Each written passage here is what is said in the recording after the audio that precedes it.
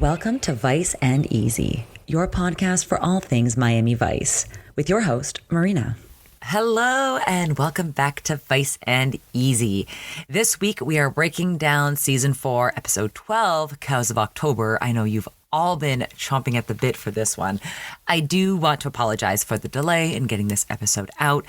I did have a lot of technical difficulties. My laptop is not that old, but it is just so full of stuff that when I would record, it would start overheating and the fan would keep going and I couldn't record in a clear, concise manner, and it was really frustrating. And then my battery would die. And I am trying to work smarter, not harder. So I just took a beat. I was like, okay, you know what? Let me put this aside. Let me reorganize my computer. Let me get rid of a lot of things that are taking up the storage and trying to, make sure the battery is doing okay. So it was just very frustrating. But I was able to clear a lot of stuff out. I got my Dropbox account back. So I was able to clear a lot of stuff out. But it was still just very frustrating. And then I got I have no idea if it was a virus, an infection, an allergic reaction. It was just daylight savings. But yeah, I just felt like I got hit by a truck for 3 days. And super lightheaded, headaches, really tired, just very lethargic. And yeah, I do not know what happened, but all is well. I'm trying to work smarter, not harder with my computer. So hopefully that continues. And this episode is a unique one. Let's give it that. I am, again, trying to stay positive. It was the plot. Just forgive me if I mess up some key points in the Emmy-winning plot here. Let's get down to it. Season 4, episode 12, The Cows of October. Per IMDb, the synopsis is as follows.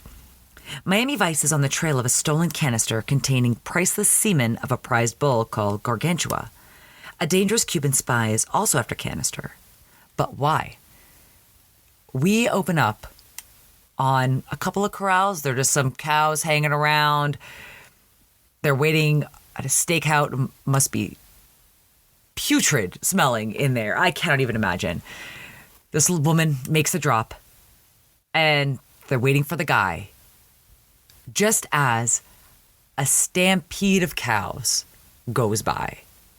They're very much leaning into the Western theme this episode. Here's the clip. I'll go check it out.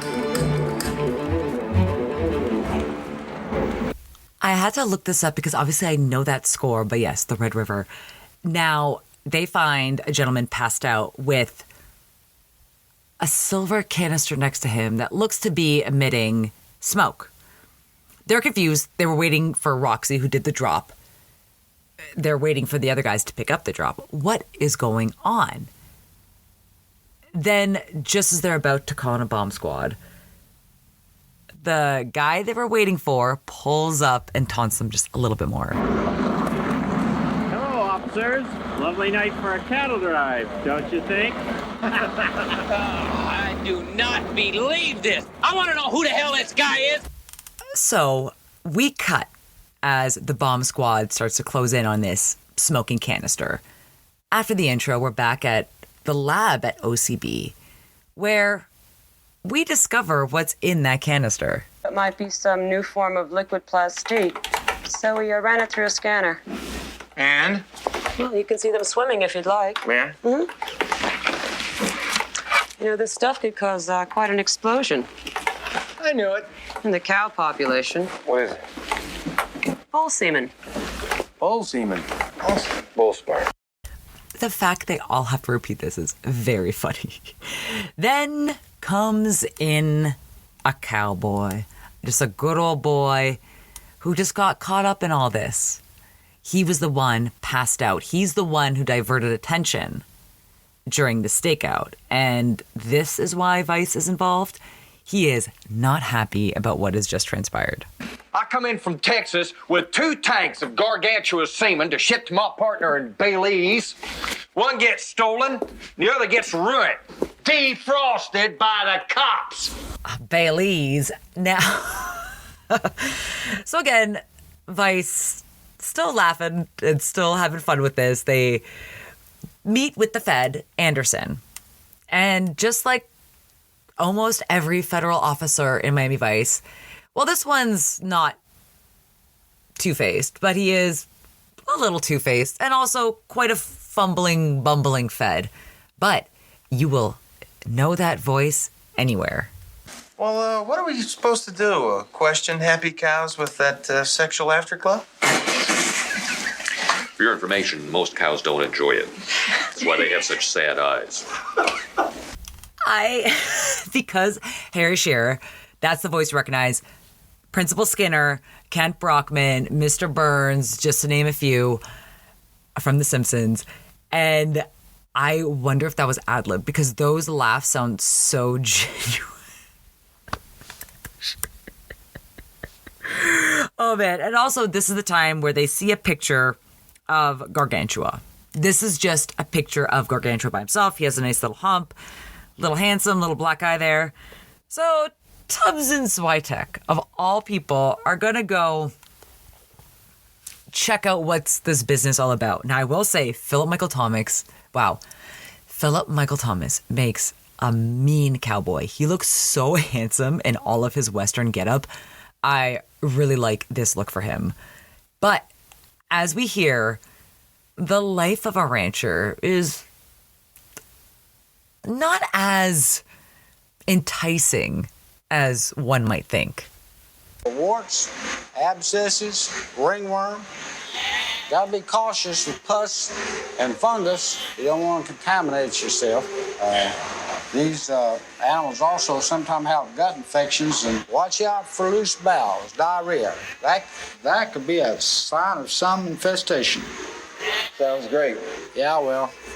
Paco, come here and show these two how to check out a cow for pregnancy. It's a lot. And they bring like the long latex gloves that you can use to check for pregnancy. Oh, and they're you could sense their stomachs turning. Now let's check back in with OCB. We have Gina and Trudy. Trudy looking amazing in this tight,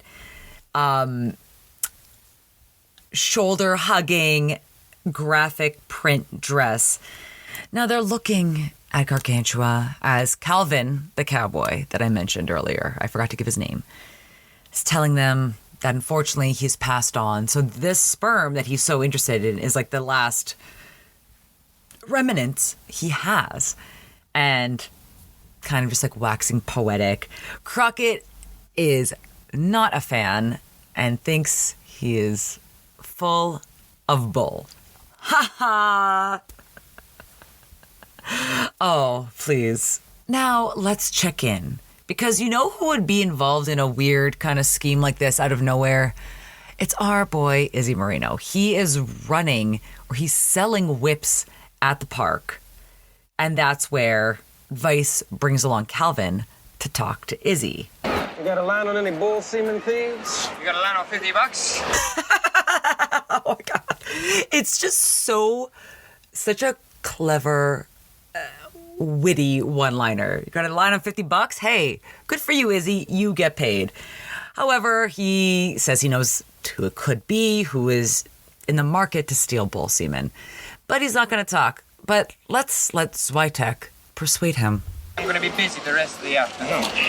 Well, then maybe a certain parole officer would like to find out where his girlfriend spends her Friday nights. Got a quarter? It's not good for her. No, you got a quarter? I'm just trying to give back her self-esteem.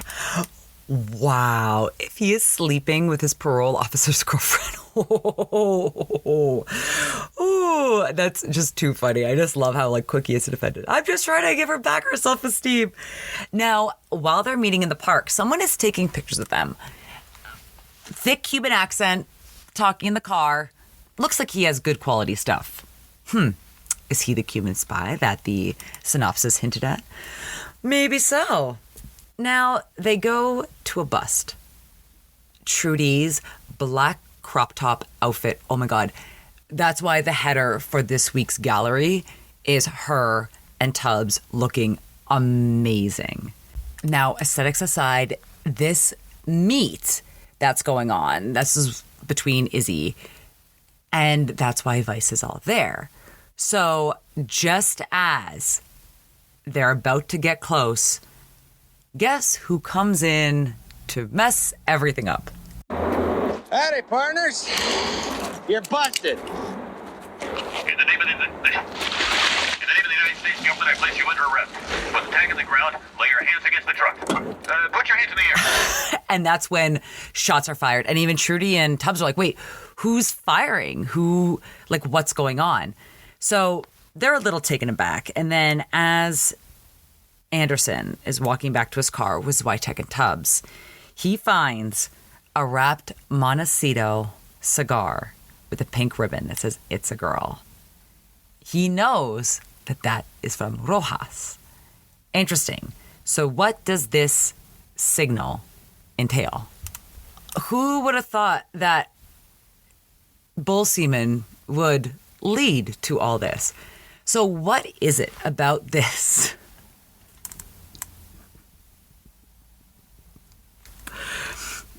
Semen that makes it so special. Let's let Anderson explain. And this is such a Skinner voice. I love it. Intelligence possibly be interested in here, huh? Miniature cows. Miniature cows.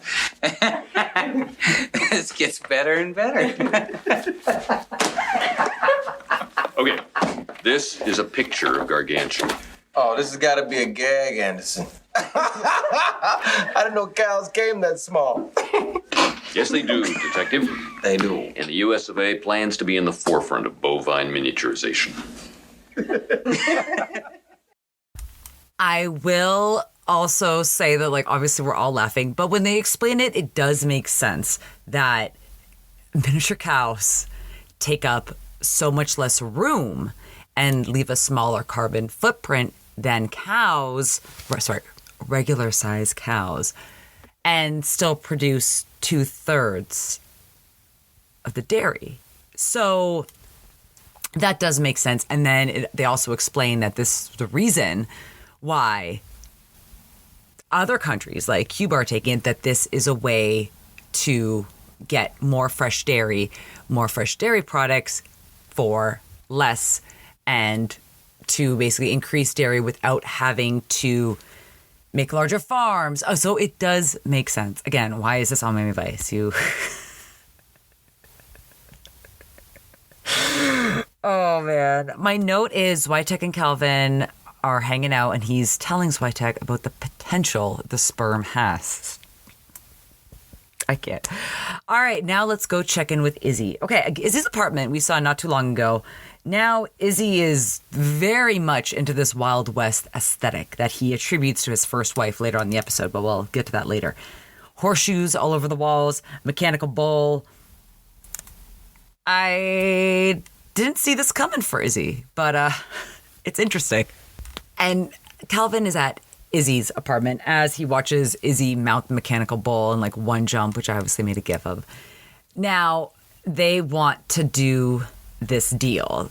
So Calvin offers $86,500. Remember that number. And Izzy's going to offer that to Mr. Hermosa for the return of his, I wrote features, but bull futures. Now, that's a lot of money. But, obviously this guy was expecting a lot of money from his bull semen.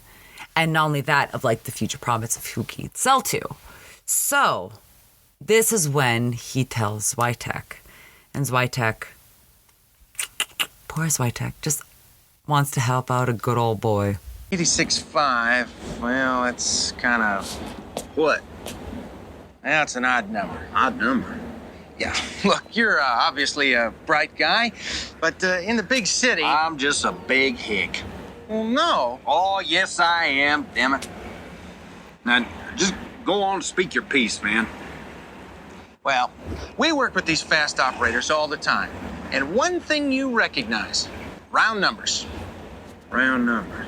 Yeah, I mean, you never see a guy offer a bribe, say, $72 in change. It's always $100, 10 grand.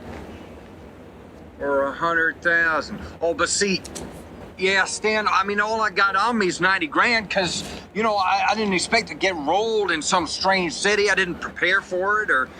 Yeah, well, I've got some savings I was gonna put into mutual funds, but with the markets so crazy and all, I'd be proud to invest in the future of a better world. No, I couldn't let you do that, see, because, well, I'd have to insist on one condition. What's that?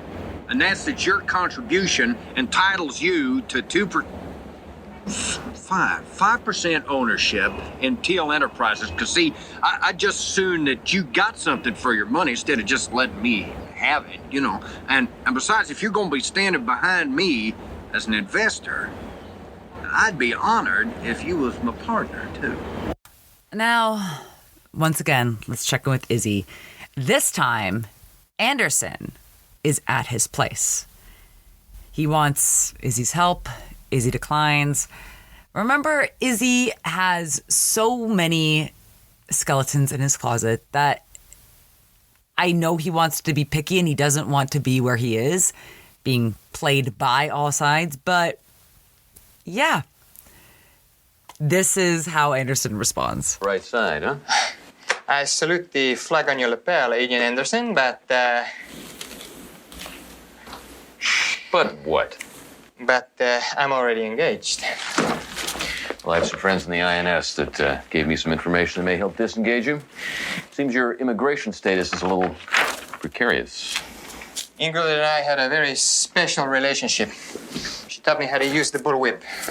It's a tragic coincidence that we were divorced right after I got my green card. Oh my God.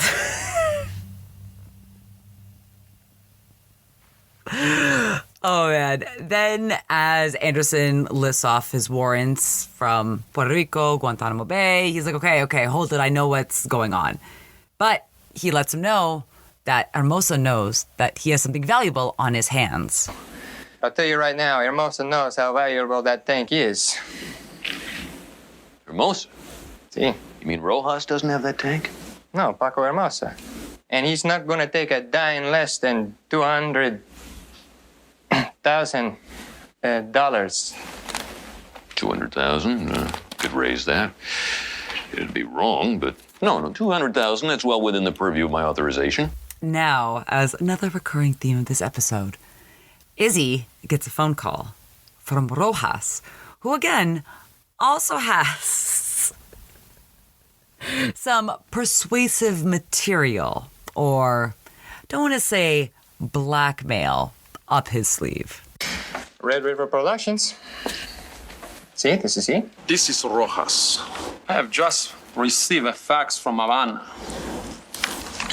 It seems you still have many outstanding warrants. Shall I read them aloud to you? No, that's okay, Comrade Rojas. I see you are interested in the Amazing Bull product. Well, I don't know. We are a nation of card sharks. Okay. Give me the whole thing. Play along. Yes, I'll see what I can do, but it's going to cost you something in the neighborhood of $259,000. I just love that it's just went from like 85 and change to 200,000, 259,000. Love it. You know, secure that bag, King. And so again, Anderson, as he was there for it, as he ran out, that's why when Izzy's like, card shark, Anderson was like making kind of like a gesture at him on the phone. He couldn't understand. But yeah, he wants to make the deal tonight. So Anderson wants to do it. Oh, man. So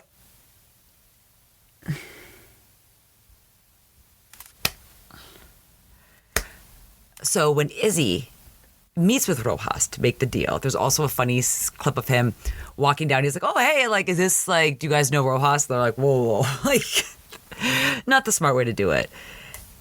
When he finally meets with him, Anderson takes a shot at them, which of course freaks them out. And Rojas and his goons, including a lady goon. Hired goons? Take Izzy and throw him in the back of the car and kind of just like push him in. And then the lady goon jumps in head first. It's great. Again, I made a GIF fit. You can always see the gallery of each and every episode that I lovingly prepare for you all in the liner notes. And you can find me on Imager at Vice and Easy Podcast. There is a typo in there. I forget what it is. So just follow the link from the episode description below. Now, we'll check in with Izzy in a second. He's obviously not going to be having a good time by what we could see. Anderson, once again, tries to defend his actions. Nice going, Mr. Covert Operation. Obviously, you two have a little to learn about the chess-like interaction of international intrigue. Oh my God. He says it so deadpan, too. It's such Principal Skinner energy. I love this. Yeah, like what? Like the fact that our side just won a major battle in the Cold War of animal husbandry. Mr. Rojas just bought himself a load of our deluxe, oversized gun chewers. Ah, well, that's all well and good when you can say that when you're have that kind of protection. You know who doesn't? Is our boy Izzy. He is tied up in a warehouse. He is getting very sassy with his captor, Rojas, and that's not going to work out well. Isador Francisco Moreno. Crimes against la revolución. Defend la revolución, plantado. Idiota! No me digas eso a mí. Either way, I go home with the spoils of capitalism. You or the mini cows. Maybe I'll take both. So who has my tank? Nah, the tank! Actually, some guy named Paco actually works for the U.S. Yep, being yanked up by her feet and being held upside down, that would make anyone talk a little bit quicker. So then, Rojas gives him a booby-trapped briefcase, which has about $300,000. And again, Rojas can blow it up whenever he wants to. Oh, man. And they just leave him tied up as him and his lady goon head off. Now let's check back in with OCB as Calvin is just sweet talking the ladies at OCB, giving them, I think they're 2 buttercups. Okay, don't comment. I don't know these flowers. They look like small yellow roses. I want to say like bluebells or blue, yellow. I don't know, but they're cute flowers. Like these were the last 2 in the entire state of Florida. Crockett is back in his fish shirt from a couple episodes ago. And once again, he is not having Calvin's bull.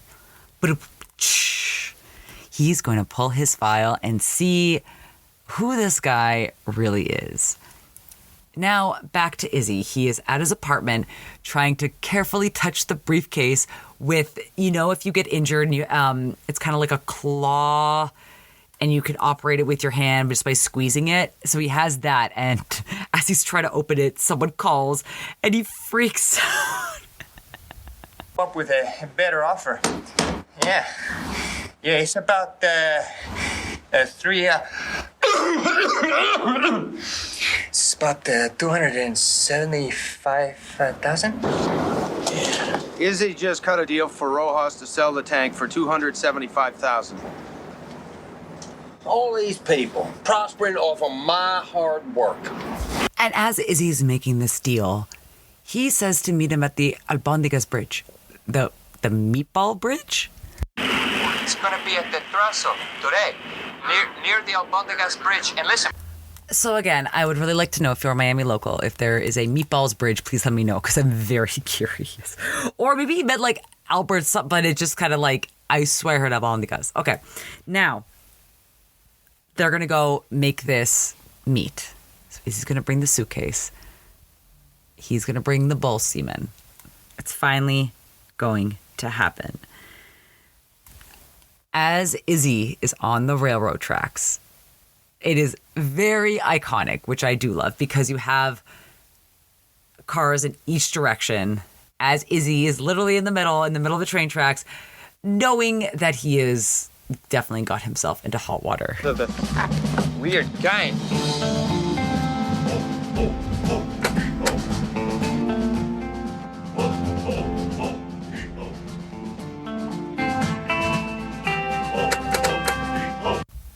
Now, this is very, very, very funny. You see Izzy smoking what looks to be like a clove cigarette with a black hat and a black bandana, you know, very fitting into this Western theme. Looking at both sides. However, at the end, a guy comes with the sperm. The briefcase is right there. Anderson shows up, shoots at Rojas. Again, another shootout. No one is hurt. But again, they both leave, Rojas and Anderson. But guess what's also gone? The bull semen and the money. Oh my God. Switek is very pissed. Izzy knows he is in a lot of trouble. There's someone else who's definitely been in a lot of trouble. Well, if it isn't our boy Calvin. Could you really believe that a sweet-talking old boy like him could do any harm? Now again, like I always like to mention, con man stands for confidence man. Someone who will steal your money while shaking your hand with a smile. Turns out this guy definitely had it, as he has a rap sheet from Los Angeles to Denver, different aliases, stealing about $100,000 from investment bankers on a phony mutual fund deal. They also use the term bunco, which this is very sad, but basically people who would prey on the elderly and finesse them and fleece them of their money that way. Very sad. Oh man, okay. Sorry, let's keep going. I never heard that term before. I know that bunco is is it a game? I will look into that. Okay, continuing on, because, you know, with all my Real Housewives knowledge on Jen Shaw, I've never heard the word bunco, and that was kind of exactly what they did. Elder, you know, abuse and fraud at that level. So Gina and Switek are really broken up about this. Switek holding his coffee mug out, holding the pot of coffee in his hand, just dropping on the floor. Gina's devastated. Once again, another handsome. To be fair, she has really bad luck with men.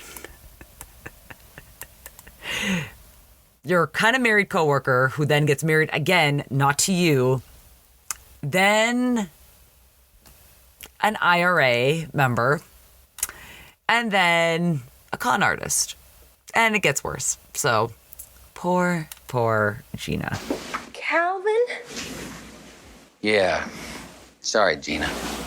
That miserable 10-gallon rat.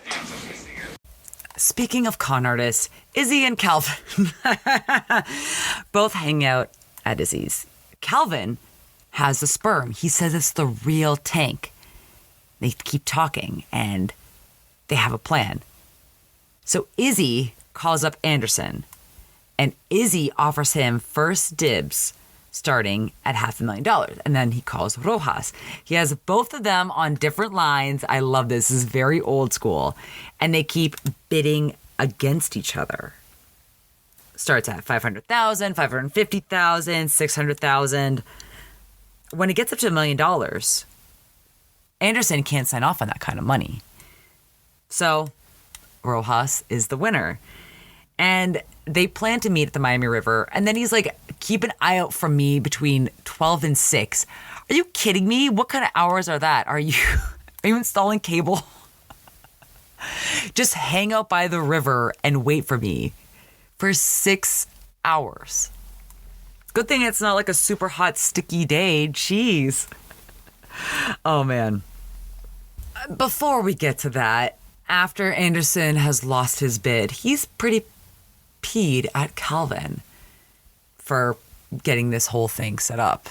And, you know, calls him out on it. This is the way that Calvin defends it. It's downright non-American. Oh, listen, federal breath. If you can sell cola to the Chi-Coms, I can sure sell cows to Castro. Adios. Hello. Oh, man. And as we get to the drop, once again, I am directing you to the gallery, the Vice and Easy podcast gallery. Rojas waiting on top of his car with the briefcase, with a very much unbuttoned silk shirt and sunglasses, smoking a cigarette, It is so badass. This is how you want to look. Again, his lady goon, the buff one that Izzy mentioned, she's looking over, just keeping watch for 6 hours, I guess, also Rojas is kind of watching from afar. Imagine you just like take a nap. Well, good thing we didn't have phones back then. You just totally miss it. Just be scrolling. Oh, man. So right before they come to the bridge, and by they, I mean Izzy. Sorry, right before Izzy comes to the bridge, a big boat with Anderson on board comes to intercept him to switch out the tanks. Again, Izzy is very nervous. He knows he's already on very thin ice. He does not want to get killed. But, however, he has no say in the matter. And again, you kind of have like this fumbling scene. I tried to make a gif of it, but it didn't really work out. Of like Anderson having the, oh my God, I totally blanked on the word for it. Speakerphone? No. Oh my God, is it a loudspeaker? Okay, it is a loudspeaker. Sorry, I totally blanked on that. I had to go Google.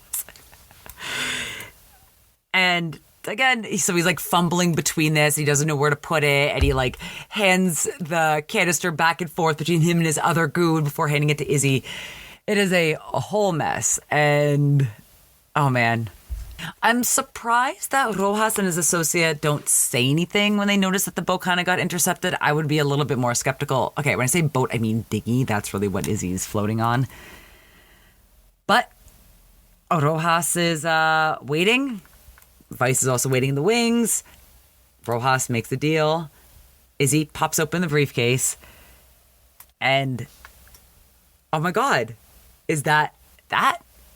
So Calvin is in a very nice hotel room with Izzy popping some champagne. So Izzy wants his cut, just 20%. And he wants it now because he is very scared of Rojas once Rojas realizes that he got the actual full-size bull semen, not the miniature. Well, it's too bad, because I was planning on introducing you to some permanent wealth. Permanent wealth, huh? What do you mean, the M word or the B word? I mean, so much money your children's children couldn't even spend the interest. Then he launches into this new spiel about bringing his product, miniature cows, to Saudi Arabia and the Middle East. He basically intrigues Izzy enough to make Izzy question.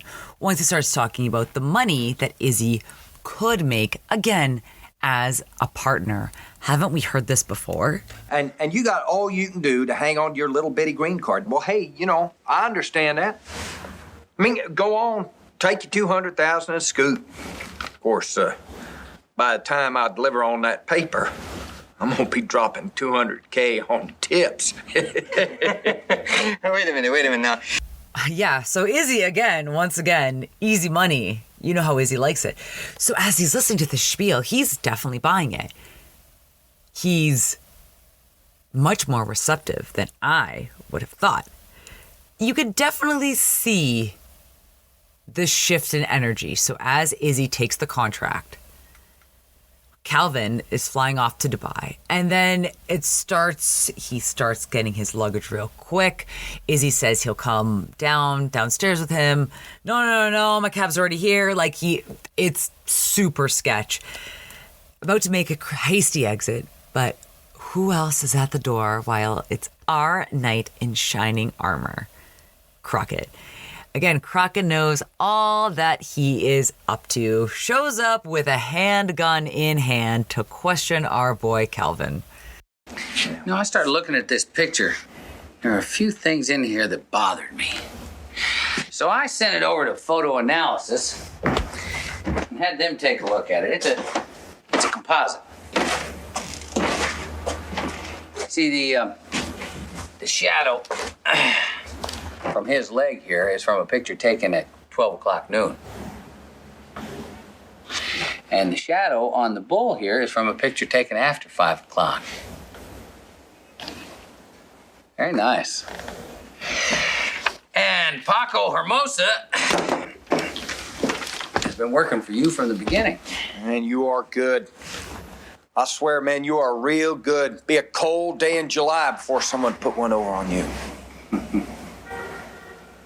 Look, I'm gonna take a wild stab here at an explanation. You can just tell me how it fits.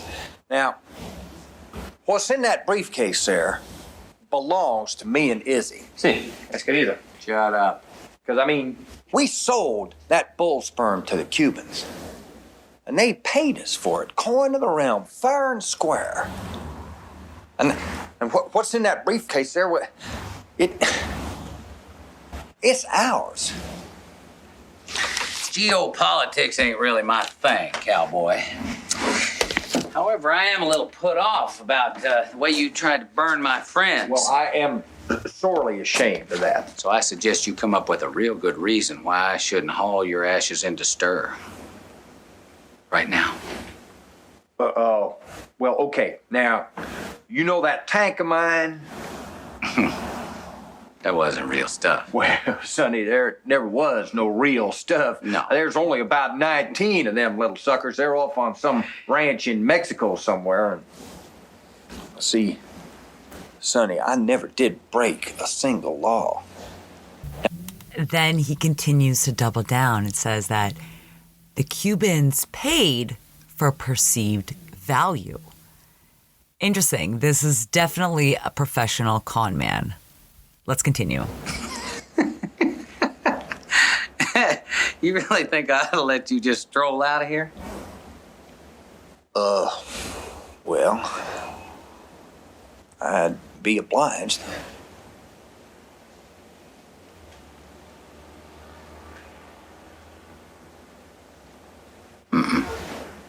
The money stays.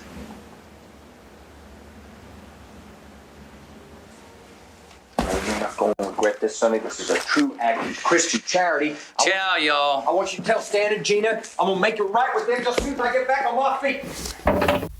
Izzy tries to sneak out of the hotel room too. Crockett says absolutely not, sits him down. And this is after he's already left. And again, let's just assume he left quickly, Calvin. Whatever his name is, because as soon as they open the suitcase, it's full of magazines. Really, you guys got conned by the con man trying to stop his con after he conned your friends. And you got conned yourselves. Like, really, it's a con man, and you know this going into it. And he made you think that the punishment of taking the money would be better for everybody involved, knowing that that briefcase wasn't full of the money. You didn't check that before this whole deal. You had a gun in your hand.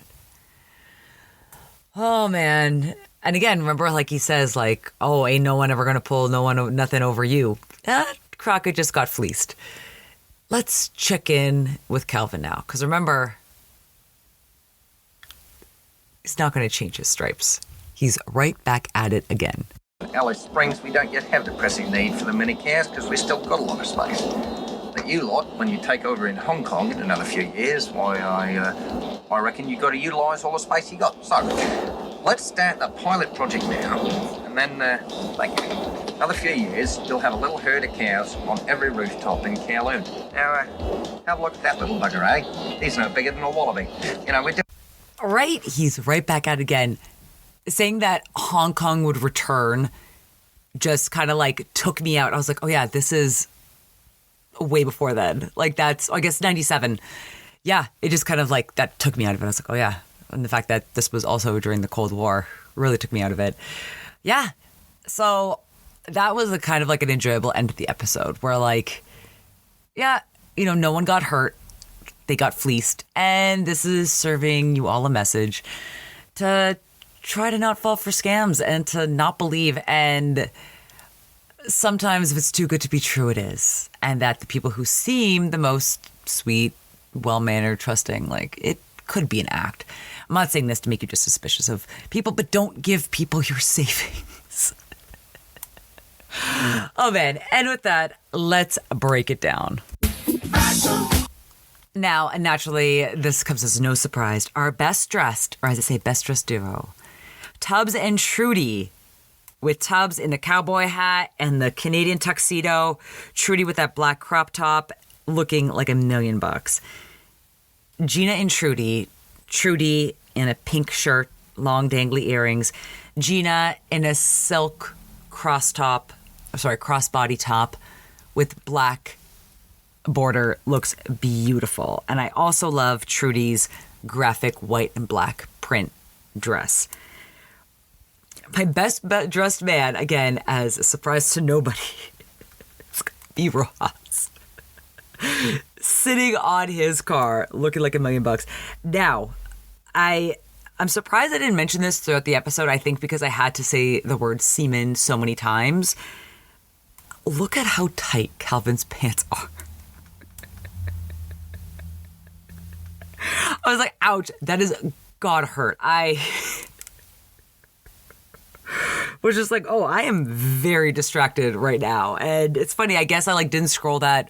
I kind of scrolled by it when I was looking at the gallery, but I was like, maybe, I don't know, I think I have to make this episode explicit anyway. But, oh man. But you know what? I like that he is a good enough con man to really, keep changing.